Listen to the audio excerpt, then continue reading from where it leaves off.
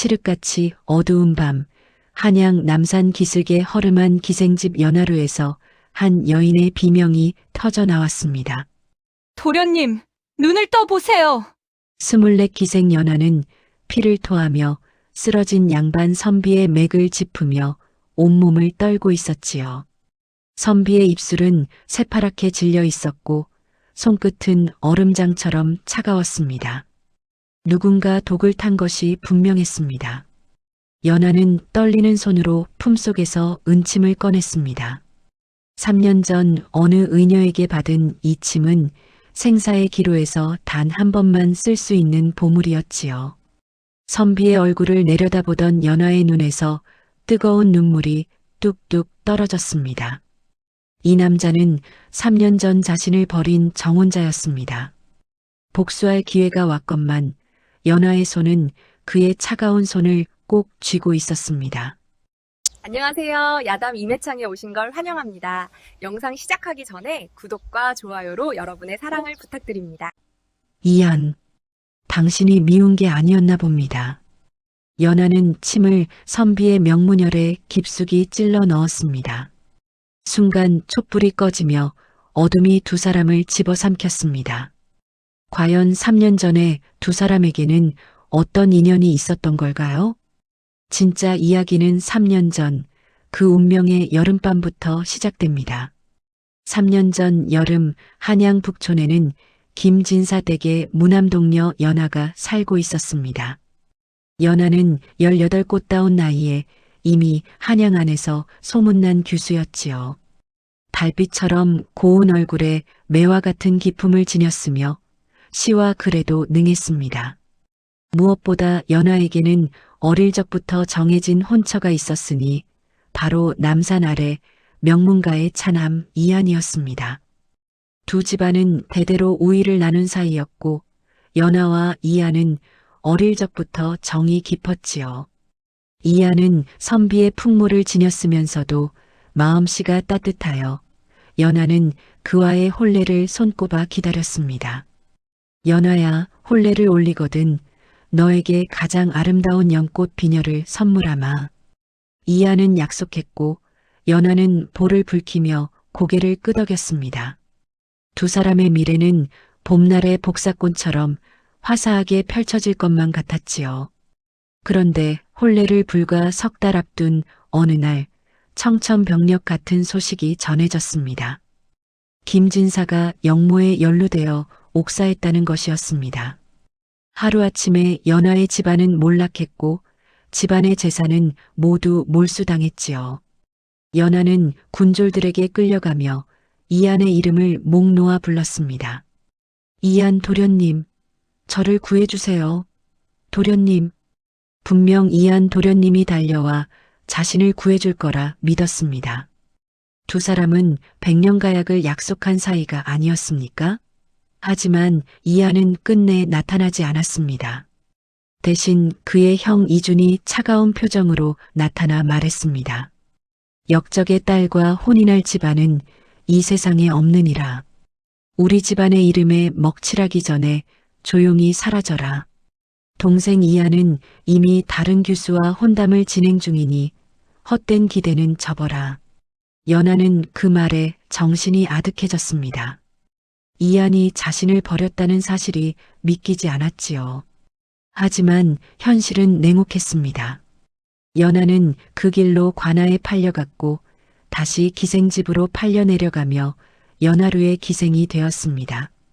화려했던 규수의 삶은 하루아침에 무너졌고 연하는 밤마다 술 취한 손님들의 시중을 들어야 했지요. 밤마다 연하는 이안을 원망하며 눈물로 베갯니들 적셨습니다. 도련님, 어찌 저를 버리셨나이까? 배신감은 독이 되어 그녀의 가슴속 깊이 뿌리내렸습니다. 연하는 마음속으로 다짐했습니다. 언젠가 이안을 다시 만나면 반드시 복수하리라고 말입니다. 기생이 된 지 3년째 되는 여름이었습니다. 연하는 이제 연하루에서 가장 이름난 기생이 되어 있었습니다. 가야금을 타면 새들도 울음을 멈추고 춤을 추면 달빛도 머물러 섰지요. 하지만 그녀의 눈빛만큼은 여전히 얼음처럼 차가웠습니다. 손님들의 술잔을 채우면서도 연화의 마음은 늘 복수만을 꿈꾸고 있었지요.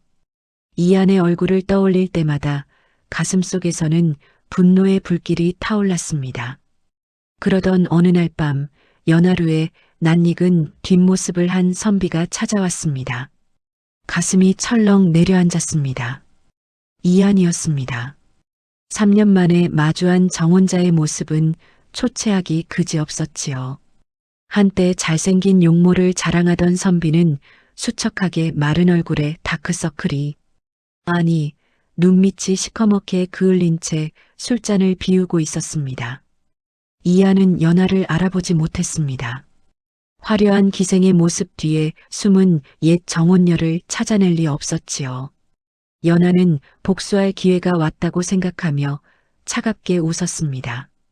나리, 오늘 밤 제가 시중을 들어드리겠습니다. 연하는 이안의 곁에 앉아 술잔을 따랐습니다. 손이 떨렸지만 애써 평정을 유지했지요. 이안에게 독을 탈까 아니면 그를 관아에 고발할까 온갖 복수의 방법이 머릿속을 스쳤습니다. 하지만 이안은 술잔을 들지 않고 멍하니 달만 바라보았습니다. 그러더니 갑자기 연하의 손을 덥석 잡으며 중얼거렸습니다. 연하야, 용서해다오. 내가 비겁했다. 내가 너를 지키지 못했다. 연하는 온몸이 얼어붙었습니다. 이안은 술에 취해 자신을 옛 정혼녀로 착각하고 있었던 것입니다. 나는 매일 밤 너를 찾아 헤맸다. 전국 팔도를 다 뒤졌으나 너의 행방을 찾을 수 없었다. 연하야, 내가 어디 있는지만 알려다오. 그의 눈에서 뚝뚝 떨어지는 눈물을 보며 연하의 가슴 속에서 무언가 무너져 내리기 시작했습니다. 이안은 자신을 버린 게 아니었던 걸까요? 아니면 이것도 거짓말일까요? 연하는 혼란스러웠습니다. 3년 동안 쌓아온 증오의 성벽이 그의 눈물 한 방울에 금이 가기 시작했지요.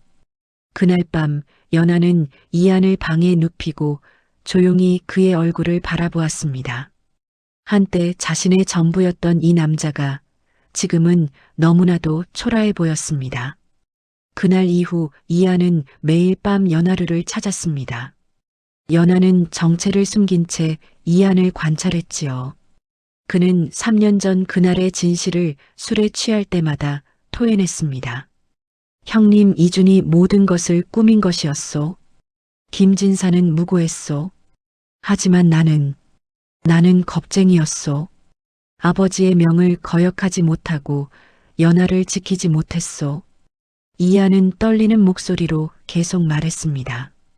홀레날 아침 나는 연하를 데리러 가려 했소. 하지만 형님이 나를 사랑채에 가두었소. 사흘 밤낮을 굶기며 협박했지요. 만약 내가 연하를 찾아간다면 연하마저 역적으로 몰아목을 베겠다고. 연하는 숨을 죽이고 이안의 고백을 들었습니다. 가슴이 찢어지는 듯 했지요. 풀려난 뒤 나는 미친 듯이 연하를 찾아 헤맸소.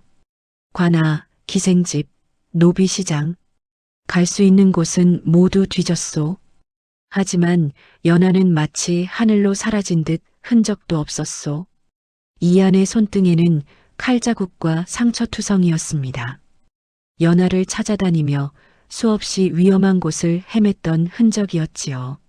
내가 그때 용기가 있었더라면 집안을 버리고라도 너를 데려왔어야 했는데. 연하야, 어디 있느냐?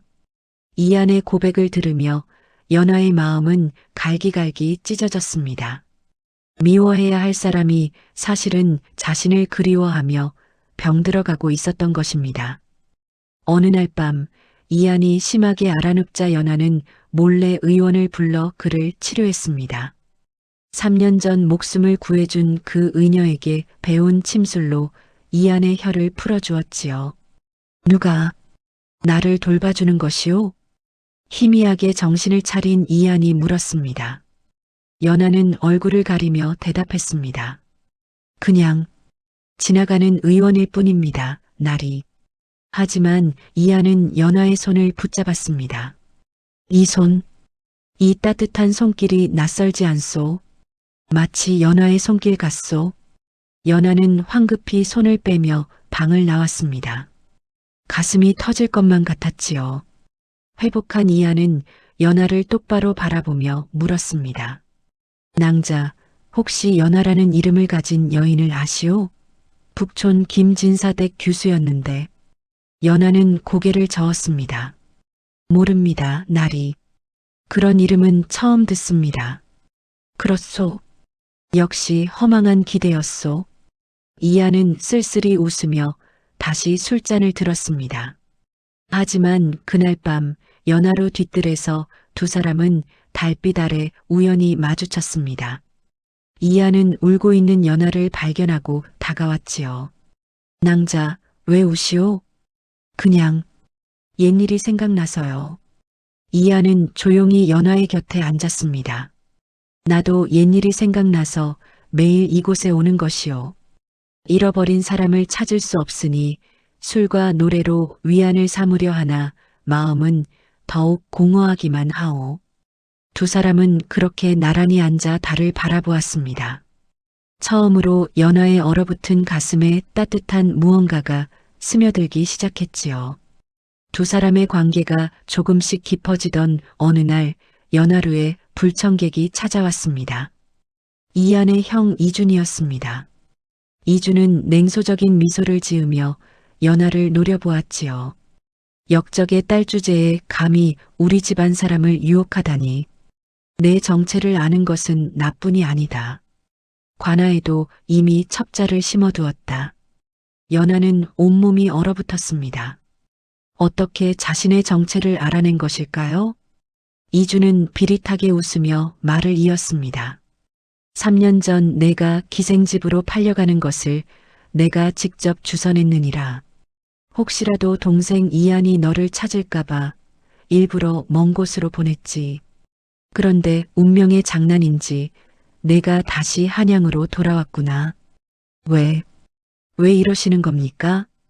이한은 우리 집안의 차남이지만 총명하고 인망이 두터워 아버지가 더 사랑하시지. 만약 이한이 역적의 딸과 혼인했다면 집안에서 쫓겨났을 것이고 그렇다면 장남인 내가 모든 것을 차지할 수 있었다. 하지만 이한은 너를 잊지 못하고 혼담도 거부한 채 폐인이 되어가고 있지 않느냐. 이준은 연하를 협박했습니다. 지금 당장 이한에게서 떠나라. 만약 거부한다면 내일 아침 관아에 고발하여 너를 역적의 딸로 잡아들이겠다. 그리 되면 너뿐 아니라 이 연하루의 모든 기생과 주모도 연좌제로 엮일 것이다. 연하는 손이 부들부들 떨렸습니다. 이한을 지키기 위해서는 떠나야 했습니다. 하지만 이제 막 되찾은 이 따뜻함을 어떻게 놓을 수 있단 말입니까? 사흘 안에 대답을 듣겠다. 이준이 사라진 뒤 연하는 밤새 고민했습니다. 연하루의 주모와 언니들은 자신을 가족처럼 돌봐주었습니다. 그들을 위험에 빠뜨릴 수는 없었지요. 이틀째 되는 날 연하는 결단을 내렸습니다. 눈물을 삼키며 마지막으로 이한을 만나러 갔지요. 날이, 오 낭자, 기다렸소. 이한은 환하게 웃으며 연하를 맞았습니다. 하지만 연하는 차갑게 변한 얼굴로 말했습니다. 날이, 저는 기생일 뿐입니다. 나리의 진심 어린 고백은 감사하지만 저에게는 다른 단골 나으리들이 수없이 많습니다. 나리께서 매일 찾아오시니 다른 손님들이 불편해하십니다. 이하는 믿을 수 없다는 표정으로 연하를 바라보았습니다. 거짓말이요. 낭자의 눈빛은 그렇게 말하지 않소? 나리, 제발 이제 그만 오십시오.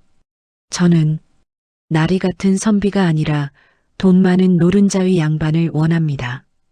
연하는 자신의 가슴에 비수를 꽂는 심정으로 거짓말을 했습니다. 이한의 얼굴이 창백하게 굳어갔지요. 그렇소. 내가 착각했소. 이하는 비틀거리며 연하루를 빠져나갔습니다. 그날 밤 이하는 연하루 앞 주막에서 밤새 술을 마셨습니다. 그리고 쓰러졌습니다. 누군가 이한의 술잔에 몰래 독을 탔습니다. 연하가 쓰러진 이한을 발견했을 때는 이미 그의 숨이 끊어지기 직전이었습니다. 연하는 이한을 연하루 방으로 급히 옮겼습니다. 연하가 마지막 은침을 꺼내 이한의 명문혈에 찌르는 순간 방문이 와락 열렸습니다. 이준이 비릿한 웃음을 지으며 들어섰지요. 그의 뒤에는 관아의 포졸들이 대기하고 있었습니다. 역시 내가 구해주리라 믿었다. 이 모든 것이 함정이었느니라. 무슨 말씀이십니까? 내가 직접 동생의 술에 독을 탔지. 그리고 내가 요사스러운 술법으로 죽어가는 사람을 살려내는 모습을 증인들 앞에서 목격하게 만들었다. 이제 너는 마녀로 몰려 화형당할 것이다. 이주는 광기 어린 눈빛으로 연하를 노려보았습니다. 동생이 너를 잊지 못하고 폐인이 되어 간다면 차라리 내 손으로 없애는 것이 낫지. 동생이 죽으면 나는 집안의 유일한 후계자가 되고 너마저 마녀로 화형당하면 모든 문제가 해결된다. 죽어가는 사람을 기사회생시키는 요술을 부린 마녀를 잡아라. 포졸들이 연하를 결박했습니다. 연하는 발버둥 쳤지만 소용없었지요.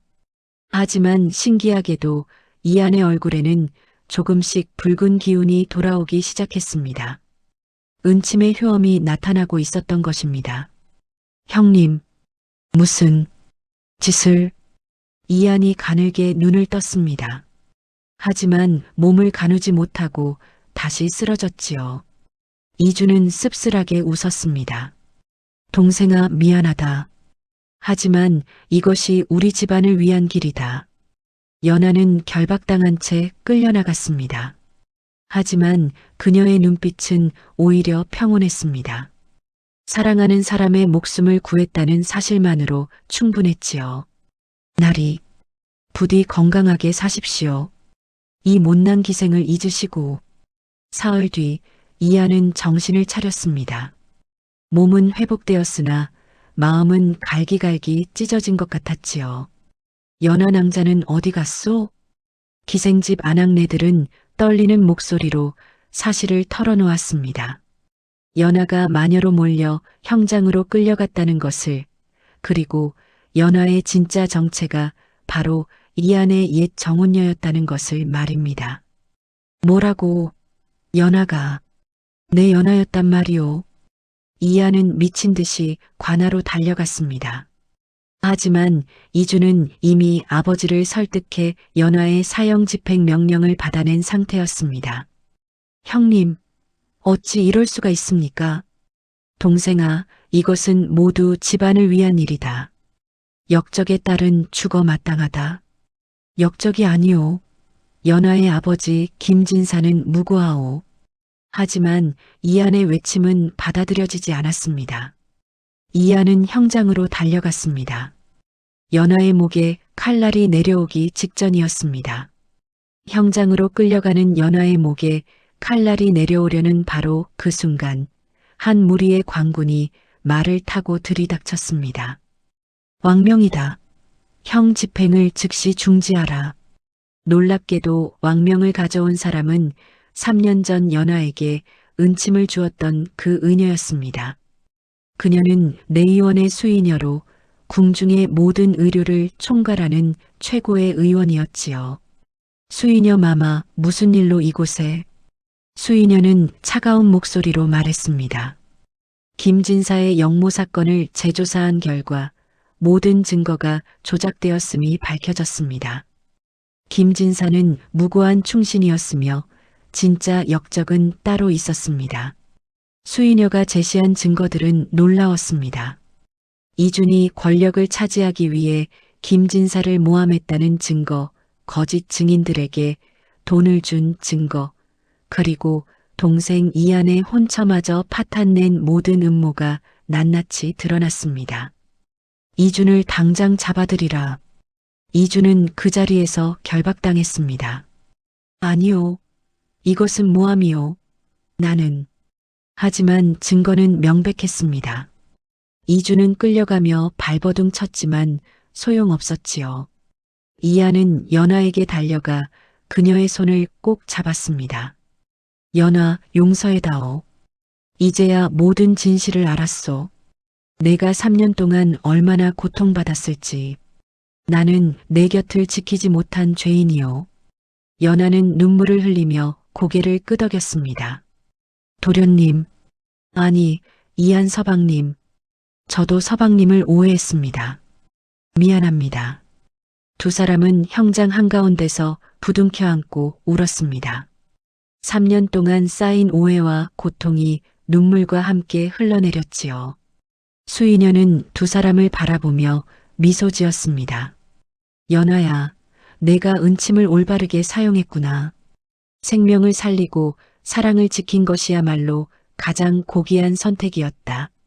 왕은 김진사의 명예를 회복시켰고 연하는 당당하게 양반과 규수의 신분을 되찾았습니다. 하지만 이한의 아버지는 여전히 완고했습니다. 아들아, 집안의 명예를 위해 더 좋은 혼처를 구하겠다. 기생이었던 여인을 며느리로 받을 수는 없느니라. 이하는 단호하게 대답했습니다. 아버님, 저는 연하 없이는 살 수 없습니다. 만약 아버님께서 허락하지 않으신다면 저는 이 집안을 떠나 연하와 함께 살겠습니다. 이놈이, 감히. 하지만 이하는 꿋꿋이 버텼습니다. 3년 전에는 두려움에 떨었지만 이제는 달랐습니다. 사랑하는 사람을 지키는 것이 무엇보다 중요하다는 것을 깨달았지요. 마침내 아버지는 한숨을 쉬며 허락했습니다. 좋다. 하지만 화려한 혼례는 치르지 못할 것이다. 조용히 혼인하거라. 감사합니다, 아버님. 이양과 연하는 마침내 3년 만에 혼례를 올릴 수 있게 되었습니다. 혼례를 올린 지 1년 후 이양과 연하는 한양 성북동에 작은 의원을 열었습니다. 연하는 수인녀에게 배운 침술과 약초 배합법으로 가난한 백성들을 돌보았고 이하는 그를 가르치며 의원을 도왔지요. 두 사람은 3년의 고통을 딛고 마침내 진정한 행복을 찾았습니다. 의원 이름은 연하당이었습니다. 연하의 이름을 딴 것이지요. 가난한 백성들은 돈이 없어도 치료를 받을 수 있었고 연하당은 곧 한양에서 가장 사랑받는 의원이 되었습니다. 어느 봄날 연하는 이한의 손을 잡고 복사꽃이 흐드러진 뒷뜰을 거닐며 말했습니다. 서방님, 그때 제가 은침을 쓰지 않았다면 어찌 되었을까요? 이한은 연하의 머리를 쓰다듬으며 대답했습니다. 우리의 인연은 하늘이 정한 것이었소. 은침이 아니었어도 우리는 반드시 다시 만났을 것이요. 다만 그대가 나를 용서해 주어 감사할 뿐이요. 저야말로 서방님을 오해해서 죄송합니다. 하지만 이제는 서로를 믿으니 어떤 시련이 와도 이겨낼 수 있을 것 같아요. 두 사람의 뒷뜰에는 연꽃이 활짝 피어 있었습니다.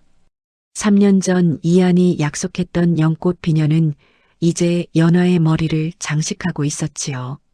그해 겨울, 연하는 이한의 아이를 가졌습니다. 봄이 되자 건강한 사내아이가 태어났고 두 사람은 아이의 이름을 의연이라 지었습니다. 의로움을 잃지 않는 연꽃이라는 뜻이었지요. 두 사람의 이야기는 한양 백성들 사이에서 전설이 되었습니다.